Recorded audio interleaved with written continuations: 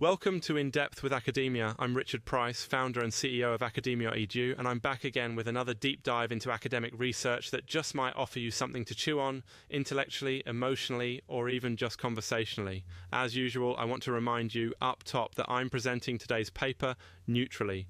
This is not an endorsement, it's a discussion, so take what resonates, leave what doesn't, and remember, research is about exploring possibilities, not laying down absolute truths.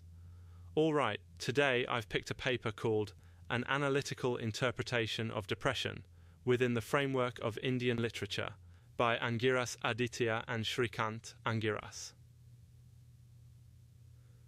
The main author, Aditya Angiras, is based at Punjab University in India, and this is a fascinating, somewhat interdisciplinary journey.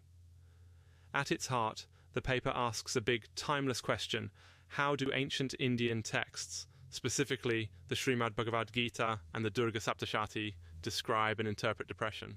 And what can these readings teach us about our own experiences with conflict, loss, and emotional struggle? Why is this important? Well, mental health issues like depression are universal. They're painfully human, and they don't really care about time, geography, or whether you read ancient Sanskrit or not. So, connecting modern understandings of depression with thousands of years old wisdom, regardless of your spiritual background, can surface new insights, or at least give you a different kind of framework to think within.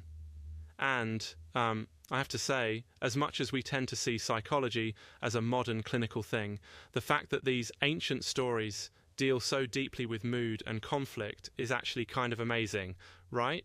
Makes you wonder if we're really as new as we think. So, how do the authors unpack this?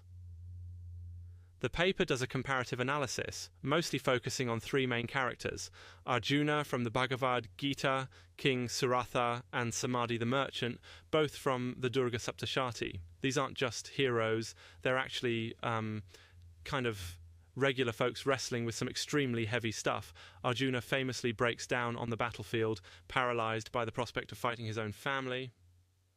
Suratha and Samadhi, both are grappling with betrayal and loss, caught in those sticky webs of attachment and confusion about what to do next. In each case, the authors highlight that these individuals slide into what the texts describe as Vishad Yoga, essentially a state of